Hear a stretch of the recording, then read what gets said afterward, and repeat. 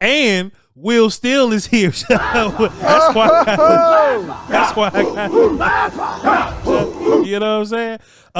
Ladies and gentlemen, appreciate y'all for tapping into the Doing All Right. I'm Voch Lombardi, of course. There's Brian Broaddus over there, so I ain't introduced him last time. Got a special guest. He family though, you know what I'm saying? You know, he could pull up anytime, you know what I'm saying? Crash the crib. We just had an incredible conversation about people in Switzerland and all that, and Jerry Jr. for some reason. We're gonna make it all happen. Master William Skywalker Steele, what's happening, sir?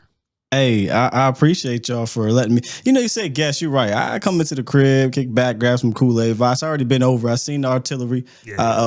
B was over. We had some of his good food at the kind of a cookout cook-in. So yeah, I'm not really a guest. I just happened to come and kick it with my peoples, man. Appreciate you. We family, man, and you know, Will Steele's no stranger to this channel. So I imagine when they see the thumbnail there, this will fill up pretty fast. So good morning to everybody watching, because we're gonna drop this in the morning. Man, Will Steele, let me ask you a question, man. We ask everybody, man. We was talking to just, you know, Brad Sham. Just all different kind of people just come on here, you know what I'm saying? And we just ask.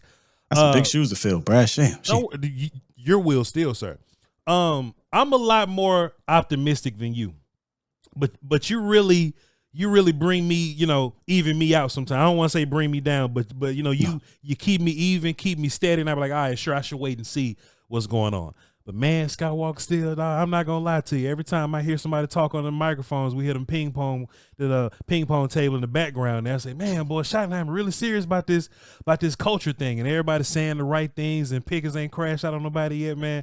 Will Steele, I'm just gonna ask you like I asked most of our guests, and we'll pivot from there. Where you at with the head coach? I know he got to show it. You know, he has to go out there and win some games, or all this is nonsense. You know what I'm saying? But where you at with the head coach, Will Steele? I was a big Shotty fan when he was named OC, and I got a chance to hear him speak more. Yeah. You know, I became a fan. In fact, I was on record saying, hey, man, Shotty might be my favorite Dan Quinn coach on the roster at the time. It was like 2023. This is before Dan Quinn catastrophe with the Green Bay Packers.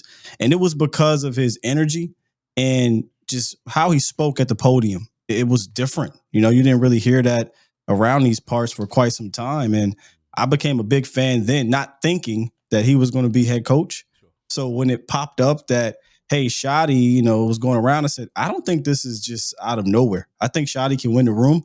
I think, like you called it, a little bit of dirty macking, because he's there already. So he can say, hey, I seen how this went. I can do it differently. I know how to, you know, connect with this guy and that guy. And we won't be running the Texas coast. We'll run a more modern offense, et cetera. So he's saying all the right things. I'm excited about it. I understand he has to, you know, show it on the field, but I truly do believe in what he's trying to implement here. Will that, you know, relate to wins? We'll see, but you can't be mad at the process right now. Will Steele, just one thing that's really got me deep into the Kool-Aid right now. This is the one thing that really got me on the other side of the fence and ready to buy in, is that Nick Sirianni just won a Super Bowl, but I don't know what he's good at for real. I don't have a clue what he's good at for real. But if you could just manage personalities, keep it on the track, and lean on your rosters and lean on your coordinators, then you could take yourself to the promised land. And it seems like the team's bought in. And I want to give you credit. You have this kind of series of mini docs going on. It's fantastic. Everybody go on his page there and just check it all out. But you really deep diving into these coaches, these fluces. You deep diving into Clayton Adams and all that. Will Steele, you have a much more detailed knowledge of that than I do, because I just kind of follow what you do in that aspect. But I think if Shotty could just lean on his assistants, boy, I think we'll be good to go, Will Steele. You know what I like about Shotty is he's not too stubborn or doesn't have a big enough ego to realize he's not the smartest man in the room. Mm-hmm. You know what I mean? Like Shotty, he could easily say, hey, man, my dad is Marty Schottenheimer, Shotty ball. I've got 2 years of being number one in running. He said, nah, I'm going to bring in Clayton Adams, whose resume shows no matter where he goes, they do some historic things, really, if you go really dive into it, where they're at. I'm going to go bring in a guy who's not only helped an offensive line, but they have a real run game plan and a real run scheme, as opposed to just trying to implement what I've done, 10 years ago, whatever it was, back in, the Jets and the Rams or whatnot. So I really respect him for that alone because I mean, you could probably speak on this more than I can, but it seemed to me like McCarthy was more stubborn. I've done this for 30 years. Yeah. I won a Super Bowl. I'm going to do it my way. So I think this is going to be a drastic shift when it comes to how these guys work together. Sky, this is Voch is talking about this deep dive you're doing as we're getting ready here, inside really 3 weeks till we're in Oxnard. What is this scheme going to be? Voch and I have had this conversation, and again, maybe it's unfair to you and others I've asked, but this is the first time since maybe even before like Wade Phillips in that where I don't really have a real good understanding. I like the addition of coaches. I like the addition of new ideas from coaches, not the same retread kind of guys.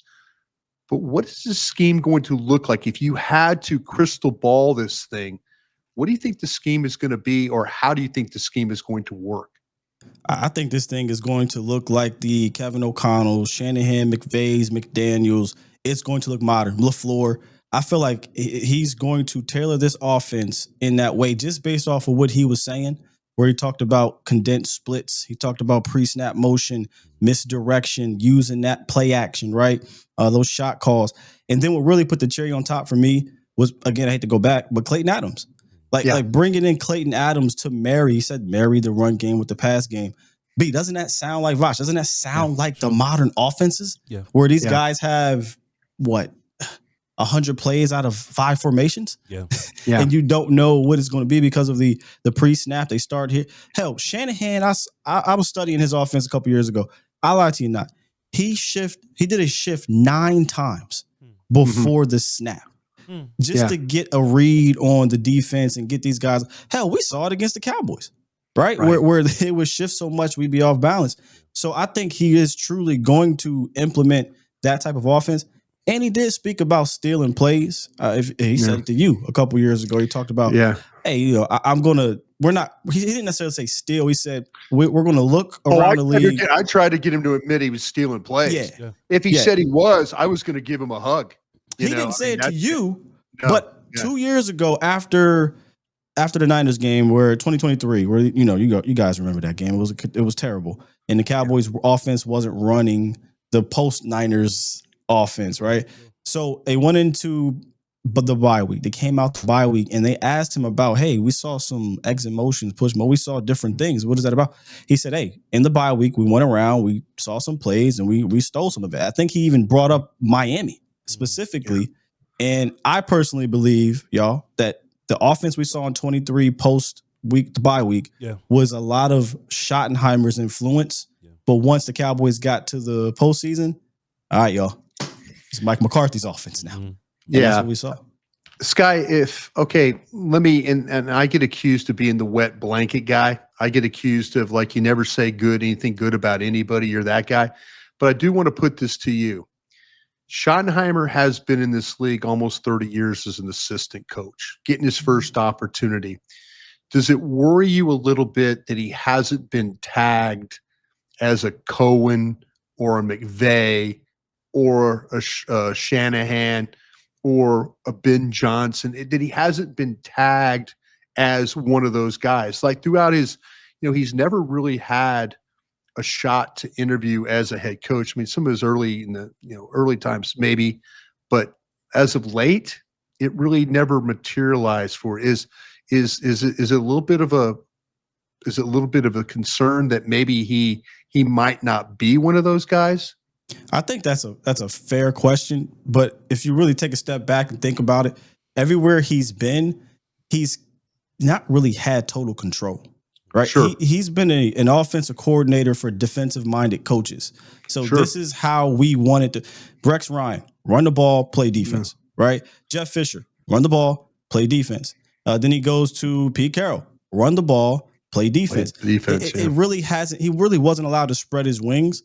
And when he did get a chance to spread his wings or try to in Seattle, there was some confrontation between those two. So I think maybe timing.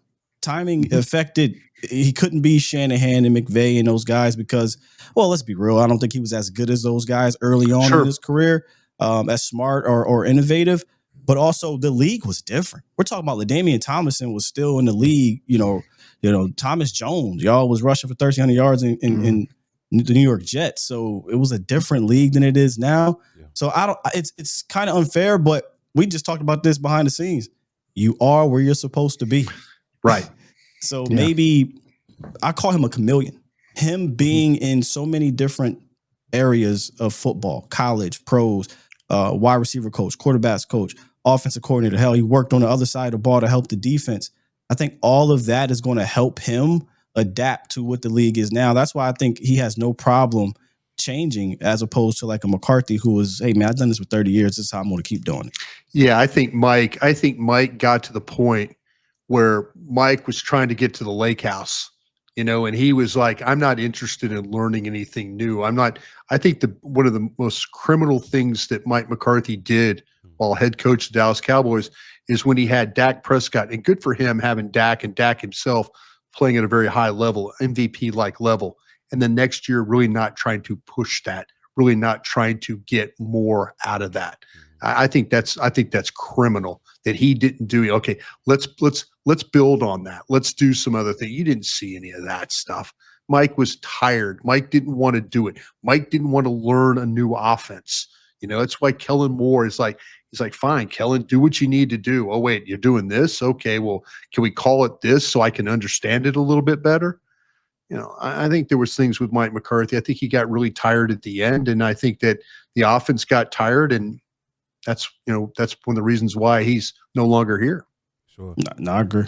Man, Will Steele, I've been making fun of Mike McCarthy, man, because he always would lie to us and say that he wants to get the run game going, but we all knew he wanted to just throw the ball around, and I think we can all kind of come together and agree that any quarterback will be better when would be better with a run game. But Dak's really gonna go crazy with a run game, and listening to Shotty talk and Dak talk also, I feel like this year they're gonna really take run game seriously because when you ask them about run game, they got answers for you. Mike always be like, well, we gotta figure it out. Yeah. We got guys. We have the right kind of guys to, come in here and we're gonna do it. But Shotty's like, hey man, we gotta do this and we gotta bring the action back, and when the action and then the you know what I mean? And it's easy to look at our running back room and feel like we haven't properly addressed running back. We've seen Schottenheimer have a good run game with a cast of miscellaneous characters, but things happen. You know what I mean? Like maybe Jadon Blue is somebody we don't know. Maybe Phil Moffa's the guy that's going to step up. We've heard from our beat writer friends that Miles Sanders got a lot more juice than we thought. So Will Steele, is this running back group enough to do with the run game what we need to make that great? If that makes sense. I think the run game will be better by default because you brought in Connor Riley and you got Clayton Adams, but we got to understand where the run game was last year. Sure. If you're bottom third in the league and you get better by default, what is that, 16th, 17th? I don't think that's good enough. Right. So I think your coaching and your scheme, it will improve. How much? That'll depend on the backs. And look, I got to take my homer hat off here. That backfield is uninspiring right now from a running standpoint. Jaden Blue, I think, is a weapon, specifically in the pass game, getting him out in space, things like that, as he continues to learn how to be a between the tackles kind of runner, right? I think he has to. He's a rookie. It is what it is. But from a totality, that backfield is uninspiring as we speak. That doesn't mean those guys can't improve. But let's be real. There's not a Saquon Barkley or Derrick Henry back there, Aaron Jones, or nothing like that, where you can say, hey, if all else fails, I know if I get on the rock, 18, 22 times, they'll churn out some yardage from me. They'll maybe take over the damn game. We're lying to ourselves if we believe there's a guy that can take over a game in the backfield right now. They got to go show that to me. So it's a weird situation right now. I believe the run game will be better, but the backfield absolutely has to go out there and prove it. I'm not ready to crown them. Yeah, you're saying it will be better because of coaching and a scheme, yes, or potential, or try to. Yeah, I believe these coaches. I think to me when Voch and I had a chance during the draft weekend, we're interviewing the different the coaches and stuff, and we're like putting pin and pull on them and all this. We're talking all that, and they basically come out and said, "Listen, if we're not good at doing that, we're not going to do it."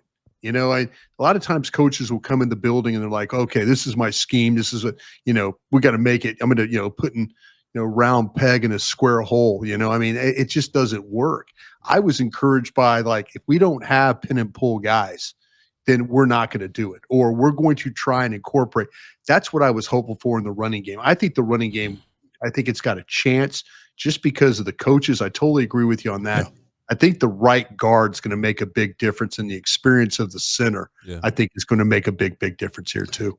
Hey, let me ask you a question about Cooper Beebe, man, because Voch, you funny, because he did look like a guard at times at center. I thought that was funny when you broke him down. Playing guard at center, yeah. It's probably a moot point now because they drafted Booker, but there was that thought process of moving him around and things like that. I wasn't a big fan of that because he already got that year up under his belt, and I like having that powerful center in there. But is that something that y'all was tinkering with prior to Booker? I wouldn't have. I was now, to be fair, I was trying to not lean on Hoffman at all, and the Cowboys showed you that. You know what I mean? I'm constantly fighting with Cowboy fans like, Voch, why you hate Hoffman? I don't hate Hoffman, but the Cowboys are telling you they don't want Hoffman playing center because they put Beebe there, and they don't want Hoffman playing right guard because they drafted a first-round pick and put Tyler Booker there. They don't want Hoffman to start neither. You know what I'm saying? So I didn't want Beebe to move because I want powerful center, like you said, right? So I want two strong characters moving A-gap, moving B-gap. That's what I want. I will say there was one game, somebody got hurt or something, and Hoffman ended up playing center maybe, and Beebe was the guard for some reason. For whatever reason, it was like it was some white jersey team, the Colts or something maybe. We didn't play the Colts. I don't know. But Beebe was actually playing guard. And he was looking fantastic. He was looking phenomenal at guard because that's where he ain't got to snap and figure his hands out and step. He just get to fire off and whoop ass. So hopefully, Beebe will, continue to be a center this year. Will Steele, maybe you'll do a live show on this, but 105.3 The Fan and just had a CBS sports writer. I'll find his name in a second. Garrett Powell's his name. Don't nobody know his name. Garrett Podell. Garrett Podell from CBS Sports. Yeah. He just talked to Duke Manyweather, and they just had a little thing. And in the section where they was talking about Beebe, Duke just mean and just stoic as hell. Well, Duke, what you think about Beebe and what he did last offseason? He said, well, there was no in-season coaching for Beebe playing center. That's what I wanted to bring that up. That in itself. Yeah. We talk about criminal. That right there. Yeah. To me, when a kid hasn't played center in a long time. Yeah. And you're not doing anything, he's playing on survival techniques. Sure. Is what he's trying to do. Yeah. He kind of picked up how to survive these games because obviously they weren't coaching, from what Duke was talking about, he wasn't getting work, technique work. What's that? That's why he looked like a guard playing. That's malpractice. That is absolute malpractice for a rookie center. Hadn't played center since his freshman year at Kansas State, but kind of dabbled in it a little bit. But all of a sudden you're throwing him out there with really how to work with offhand, how to reach, how to, what? When I heard that, I went, you got to be kidding me. That's just, again, coaching malpractice there. I mean, you had two important positions playing at those spots for the first time. Maybe understand why, maybe understand too, excuse me, maybe understand why maybe Guyton didn't develop there you go. As well. Yeah. I mean, maybe we're all looking for answers. Well, we're blaming Guyton. I'm like, well, God dang, Mike Solari, what are you doing with Guyton? Are you not helping him either? Brian, Voch, if you remember when they talked to Solari last year, it sounded like he didn't even like the rookies. He did. They asked him straight up, hey, man, how you feeling about the two rookies, important parts of the offensive line? He said, but I'm going to let the rookies finish. But Brock Hoffman is a guy. They was working out with the threes at camp. They was at camp working out with the threes. I couldn't. Yeah. I was like, why are we trying to we just took a first-round tackle in the third-round center that we know was going to be the guy for the future. You need to be pouring everything into these dudes. And how we're talking about right now, like you just said, don't play around with Booker. Get him out there, get him ready with the ones. Yeah. They should have did that with Guyton and BB immediately. But also to Brian's point, if BB wasn't getting in-season coaching, what makes you think Tyler Guyton was? That's now a question in my mind. Is as we've listened to, and I trust what Duke's saying. Duke knows these kids. He knows the situation. Voch brought it up last night. What the hell happened to TJ Bass? Yeah. TJ Bass went from like a guy that we were talking about, like, damn, out of 235 players, I had TJ Bass 234th on my draft board. Sure. And then it looked like I was wrong. Like, God, he should have been picked. Yeah. He should have been picked a lot higher. Well, then all of a sudden he kind of starts to fall by the wayside. Is this a common thing that happened the last couple of years with young players, that they did not get the coaching that they needed to maybe develop? Mike McCarthy hired his 90-year-old friends, and they rent was due, and they needed some help. And hey, man, this cat gave my dad's brother a job, so I'm gonna give him a job. You know what I'm saying? That's why I give Schottenheimer some more credit. This is why I'm deep in the Kool-Aid, Will. I've been thinking about this for a while. He hired people that's in demand that other teams wanted. Who the hell wanted Solari? Who had Joe Philbin in it? Please, go ahead, please. And he tapped into college, to the college ranks. So these players connect. Like, no offense to my guy B. I like you, big dog. But Solari's an older gentleman trying to coach up these Gen Young Z boys. kids. There's no connection, right? Yep. So, and I'm not saying older guys can't, because your guy Andy Reid connects, but Andy Reid has a personality to connect. Well, that guy, the defensive coordinator of Philadelphia, obviously connects. You know, Well, he's he an definitely- older. Yeah. He's an older dude, but yeah. They play hard for I ain't that gonna guy. I ain't gonna say nothing. Hey, he's a hard ass for sure. But specific to the position coach, right? Yeah. Like, you really need to be working with these guys hands on.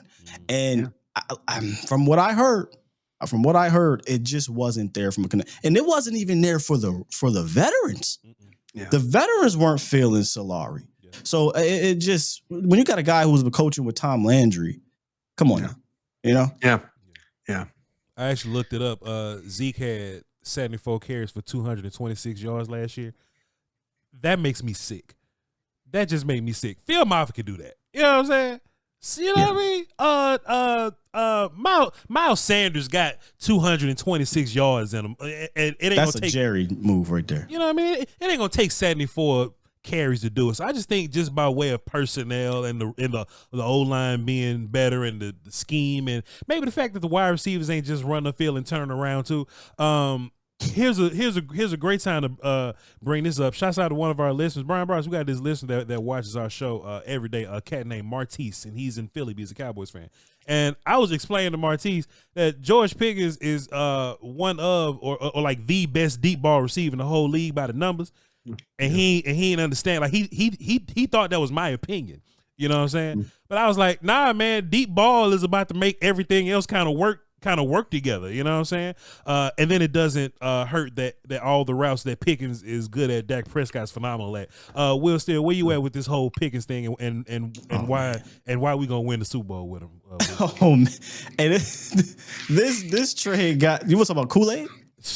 This is the Kool-Aid trade. You watch some film on him, you can't help but drink some Kool-Aid. Though. Come on, man. Yeah. You know, people were getting a little worried about the character thing, and I said, you know what? Because I'm not in Pittsburgh. This isn't talking Pittsburgh. I don't know the details, so I said, let me go revisit it. Let me go, tap in and see what's up. Let me hit some people up there. I went to school near there. I know some folk. Fans were pissed. Get rid of it. They said Pickens wasn't Pickens wanted to win. Pickens was immature. He wasn't, as you would say, gun under the seat guy. When you pop on that film, when you listen to a guy like Allen Robinson say, man, I've played in a couple different teams and I've never seen so much too high safety looks than I did playing with George Pickens. And I think to myself, that happened in Pittsburgh without a CD Lamb and a Dak Prescott throwing the ball. Yeah. What do you think is going to happen now with that combination, right? Yeah. So, I mean, it's so much excitement there. You brought it up, the numbers. He was number one across the board in vertical go routes and catches, yards. He's only third behind Tyreek Hill and Justin Jefferson since entering the league in vertical yards. And Dak Prescott over the last 2 years is number one in yards and number two in attempts and throwing a go route. So, that's a match made in heaven. But being Voch, one of my things that I think is not talked about enough that makes this a perfect match is where he excels at, it doesn't overlap with a Jake Ferguson and a CD Lamb. Yeah. So I think he only has 69 targets, and he'll have some more, but he has 69 targets in between the numbers over his career. So a lot of his catches are outside the numbers, right? Yeah. Whereas CD Lamb in 2023 alone had over 80 targets. So these guys won't overlap on that heat map, right? So now the defense has to literally guard every blade of grass horizontally and vertically. And that's just wonderful, man. This Will Steele guy. Come on, Brian, bro. I'm telling you, man, this Will Steele guy's the best in the business. Anybody that ain't know. You know what I'm saying? Skywalker Unleashed on YouTube, if anybody that ain't know. Go ahead. Appreciate you. Go ahead, Brian Bros, please. Yeah, I was going to say, where I think, and I love what you just, Sky, what you just did. I think that we're going to see an improvement with Pickens with other routes. We talk about the go routes. I don't think he's ever had anybody that can accurately hit him on the move. And I think that's where all of a sudden, when you've got young quarterbacks that maybe aren't good enough that Pittsburgh trying to throw him the ball and they're not accurately doing it, maybe you're not going to that route with him. But I think this is a guy that if you throw him some of those, and we talk about overlap, I think there's some CeeDee Lamb routes, inside routes, crossing routes, that actually Dallas is going to find out. You get the ball and throw it in front of George Pickens. George Pickens can take it and go. Yeah. We've seen him do. I've seen him do that. He is, and I've seen him. He makes unreal catches. But I think what happens is all of a sudden it's like, man, we can't get him the ball on the move.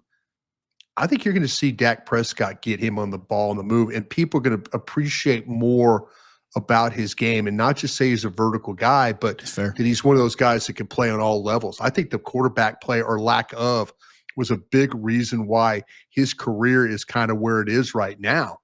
That it's got a chance to really blossom if he could find somebody in Dak Prescott that could get him on the ball on the move. And I think that's what's going to work out. Scheme too. I think scheme will give him a chance. We talked about the condensed splits. If I think this offense is going to look more modernized, a lot of these modern offenses do a lot of confusion in the middle of the field to get guys on over routes, picks, right? Yeah. And Pickens can be a yak guy. So while he is a vertical, that's his game, his superpower.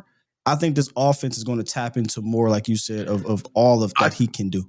I think they're going to ask him. I think they're going to try and run him on some routes to get him the ball on the move. Because, like I say, there is if you just throw it just on him, in front of him, maybe a little behind him, get him the ball in hand and let him go.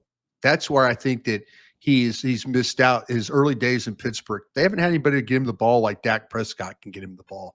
Yeah, Arthur Smith and Matt Canada also as offense coordinators. No one's looking at those guys as savants. So and that makes if that actually happens, and I believe it can, that will make defending this offense tougher because there is no tell now, right? Like, all right, he's not just going to run vertical every route. He's going to run a deep post, exactly a deep dig.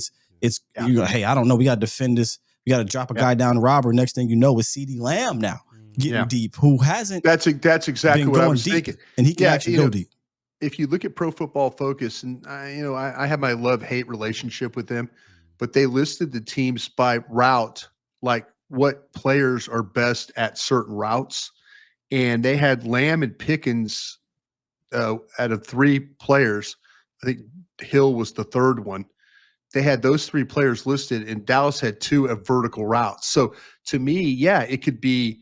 Maybe there's a little bit of interchangeable stuff where you get Pickens on the drag and then you get Lamb vertical on some stuff down the field where people are thinking, well, listen, Lamb ain't going to run down the field. No, wait a minute. Yeah, he can. And then you work some of the other combinations that they have. I think it would be, again, coaching malpractice if you don't try some of those inside routes with Pickens and get him the ball on the move, running him through traffic and letting him get it and go. No, that's fair. Still, I got one more for you if you don't mind, Will. Go ahead, man. We're kicking it. Man, Will, how many sacks you think Donovan Ezraku gets in year one? I'm asking for a reason. I just got a question. How many sacks you think Donovan Ezraku get year one? I still got a pin in this defensive end rotation because I love the depth. Yeah. But come game day, you're only going to really roll with like 4. Yeah. You know what I mean? But they could legitimately have 5, 6 of them things out there. So I'm still not 100% sure I was going to go, but I know this much. He's going to push somebody off that damn cliff. At some point, it may not be right away. It may not be, week 1, but by the bye week, I got a feeling them coaches going to say, okay, we got to get this young man out there a little bit more. Right? Just a little bit more. So, you're giving me a number? Yeah. Brian said 8. Only reason why I'm not going to go that high is because of the depth. Right? I'm going to 5.5. Okay. 5.5. I'm going to go 5.5. I'm going to go 5.5. But that's not because it's a down year. Sure. It's just, hey, it could be 5.5, but he's only, 4th in attempts. Yeah. I don't know. Let me ask you guys a question real quick. Hold on, bro. Hold on, bro. I got something here. Big said 8. That's defensive rookie of the year. Well, if he gets 8. Well, Will said, I don't know if you've seen me do this exercise before, but in 2022, right? That was that Quinn year, and the Cowboys was like 2nd in sacks, 54 of them, right? Yeah. In that year, Michael Parsons had 13.5. Okay. Dorrance Armstrong had 8.5. He was just eating off all the leftovers, I guess. Tank had 6. Dante had 6. Sam Williams had 4. And of course, Osa got some, and Donovan Wilson got some, whatever. Brian say 8, you say 5.5. I think 7 is fair. I think Donovan Ezeraku numbers wise, right? Just the amount of sacks he gonna. I don't know how much rundown stuff he gonna do day one, but I know he gonna go out there and rush the passer, right? With the help around him, Will Steele. It ain't like Dorrance Armstrong is his second guy. Dante is his second guy. And a better Mike is the first guy, getting all the attention he get.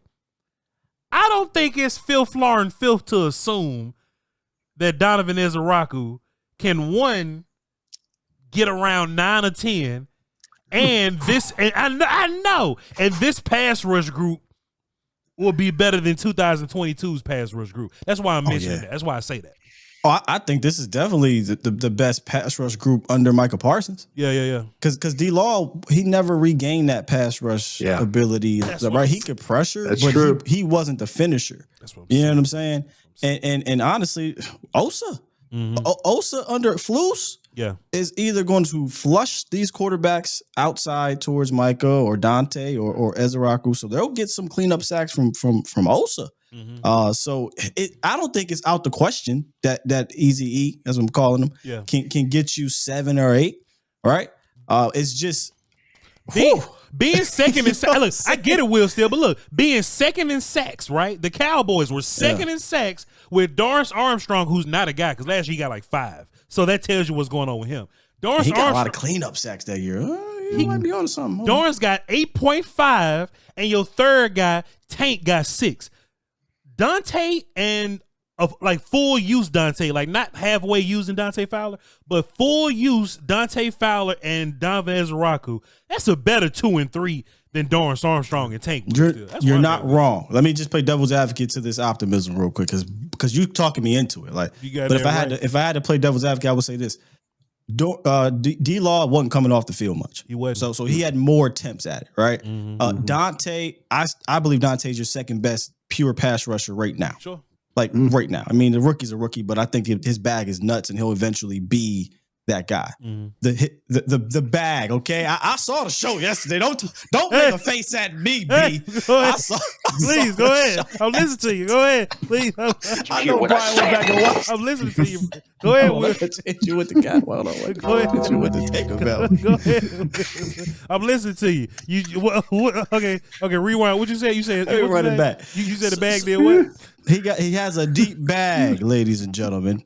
Okay, he has a deep bag, so I think he will eventually get to that point. But what I'm getting at here is the at bats, the at bats for Dante and D-Law as veteran guys. Those numbers were there. Will Easy E have those at bats if Sam is healthy? Micah, D-Law, I'm sorry, Dante, who I think is the second best guy, right? And then Nealon will be out there from time to time. It's a deep room, so I just wonder where the at-bats will be for him to reach 8 or 7. I think the fact that Tank comes off the field benefits the rest of these guys. Go ahead, Brian. Sure. Yeah, well, you got me thinking because you said it's a deep group and somebody's going to get knocked off. Am I going to get knocked off? Man. What if we get to camp and Sam and EZ are better than Fowler? That's a good problem to have. That's a great problem. Are we thinking of moving off on, or like moving? I know you said he's your second best in your mind, but what if all of a sudden we start to see, we're watching those drills, we're watching the work against the Rams, we're watching some preseason work, maybe they get a series or two, but all of a sudden it looks like that Sam Williams has found it again and EZ has found it working on as a rookie, and they're better than what Fowler's giving you right now. Well, see, Brian, it's the problem. If Fowler is, let's just say, end of the season, right? If Fowler is like a 5-sack guy, and Sam is a 6-sack guy, and Donovan's an 8-sack guy, you are largely let down. But let's just assume that Dante is a 10-sack guy. Okay. Which it was last year. Yeah. If Donovan is 11 and Sam got 12 sacks, we win the Super Bowl. Right. But I was just saying, what if all of a sudden though, Fowler is at the end? I'm just kind of thinking it as a personnel guy. This is my question. That I've got, and I am not against Fowler, folks. I'm really not. Sure. But I just wonder if we get to camp and they can't block Sam Williams and they can't block Ezeraku, but they're kind of blocking Fowler, and then it doesn't look, it kind of looks like, man, maybe Fowler's hit the wall. And the only reason I say this is because you just got me thinking with your description that somebody could get knocked off. And the learning curve, I don't think the learning curve for EZ is going to be huge. I think he knows how to rush the passer. Yeah. I don't, You answered my question then. My question was going to be, are they looking better because they're just playing better, but Fowler's also playing well? Or are they looking better because Fowler doesn't look good? You're basically saying if he hit that wall, if Fowler hits the wall, hits the wall, and all of a sudden now could a Williams and EZ combination make it where maybe we move on from Fowler? Maybe I'm thinking, because that's the one position to me that if we start to talk about like actually some surplus, that if I was a team and my responsibility was the Dallas Cowboys, I'd know every one of your defensive ends. I would be all over. That's the one position. Maybe your offensive line too's got some depth. Interior. If you like Bass and those kinds of guys, But I wonder because you just got me thinking. Like, okay, who's the one that's going to get knocked off then? And you're just saying maybe it'll be by reps. Maybe EZ won't get the reps. I don't know about picking him in the second round and not getting him involved. Yeah, I definitely think he'll be involved. You talk to people over there. Oh no, I just think that to me they are sounding like they felt like they stole one here. They really, really are talking like they stole one here. There's also what White Cotton said. Like, I need a gang of these dudes. This isn't going to be a 2-3 man rotation. I need a gang because I want you guys running till your lungs is burning, right? Yeah. So if that's the case, maybe you're not going to get a guy that has 80% of the snaps. It'll be distributed, unless your name is Michael Parsons. It'll be distributed a little bit more evenly to where they will legitimately use 5 guys. But I'm of the belief that Dante, coming off of a 10-sack year, feeling a bit disrespected by the Commanders, feeling like he has something to prove on a 1-year deal, he's not going out to camp acting like a veteran that doesn't have anything to prove. So if they come out of camp and all 3 of these dudes are playing well, and let's just say Eazy-E and Sam are playing better, I'm going to use a Vochism. You can have whatever you like. We just got a bunch of dogs that I'm carrying into the season, B. And we'll see what happens over the course of the first 5-6 weeks. And if Easy E and Sam are just like that, then I'm picking up that phone and say, hey, man, you see Fowler? Fowler got 3.5. It's only week 5. Let me come up off that 4th round pick. You know, then I'm trying to flip, but I'm going into the season to see if I need all these dudes, because by week 17, you probably will. I see Marshawn Nealon being the guy that's no longer a rush in for me. I'm working him and Peyton Turner and those guys. They're playing on the left side. They're going to play left side. They're going to play. I don't know. I mean, the try and get Marshawn Nealon as a pass rush guy. I don't know about that anymore. I always believed he was a strong side defensive end replacing D-Law anyway. Yeah. I think if these guys like coach the edges up properly, then Peyton Turner he's probably got to get cut. Like if you like Peyton Turner, like his whole thing now is he's like a rundown type guy.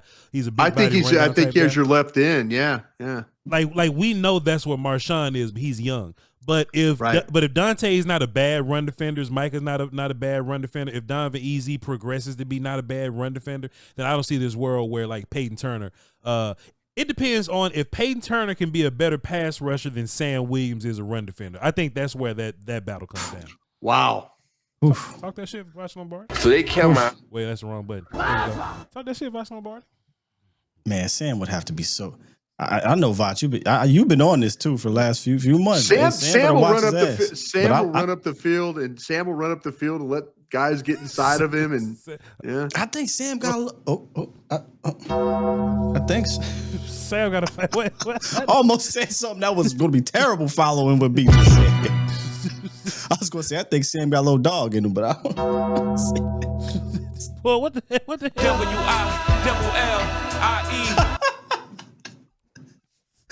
HOV. Hey, man. What's going on? What the hell going on? Voch is actually like one of the most entertaining people I watch. Hey, man.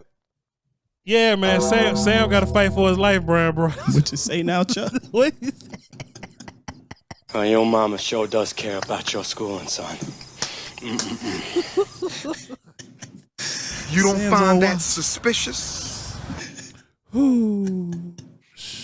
Hey B, you got. Hey, I'm telling you, man. This ain't Gen X. No, you gotta watch. Nigga gotta set it, then I gotta go, and then I gotta get it, then I gotta blow it.